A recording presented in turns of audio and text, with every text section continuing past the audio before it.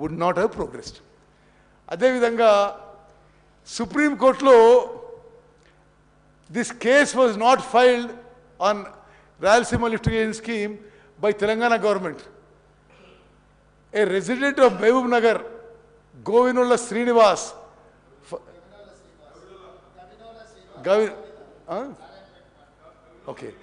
filed a case on 15/5/2020 at NGT to restrain AP from construction of RLS.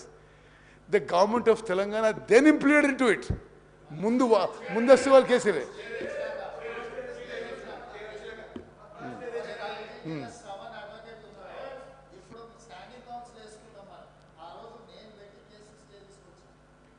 ఇప్పుడు రేవంత్ రెడ్డి గారు వారి clarification ఏంటంటే ఆ శ్రీనివాస్కి వారే కేసు వేయించి అప్పుడు స్టే తెప్పించారు. ఆ తర్వాత తెలంగాణ గవర్నమెంట్ దాన్ని జాయిన్ అయింది. ఇప్పుడు పాలమూరు రంగారెడ్డి లిఫ్టిగేషన్ స్కీమ్ అంటే మీరు కృష్ణా నదీ జలాలు, మహబూబ్ నగర్ జిల్లా, ఇప్పుడు రేపు నల్గొండ కూడా పోతున్నారు, మీరు ఇంతగానో మాట్లాడుతున్నారు కదా.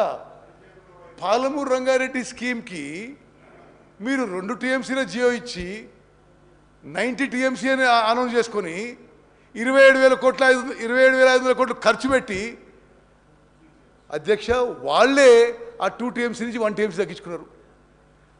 తగ్గించుకోవడమే కాదు,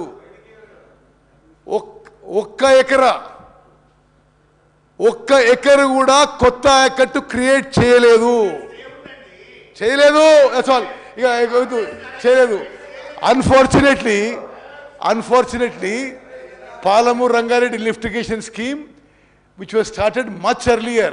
First GO was issued by then Congress government on 8/8/2013 and Rayalaseema's GO was given 5/5/2020. Now are being treated on the same footing by Government of India. If the Telangana government then TRS government ఈ పాలమూరు రంగారెడ్డికి చిత్తశుద్ధి ఉంటే అసలు ఇప్పటికే ఎప్పటికో పని పూర్తి కావాలి. మరి దాని పట్ల పూర్తి అశ్రద్ధ విషయంలో కూడా దయచేసి ఈ సభ ద్వారా మనం చేస్తాను. నెక్స్ట్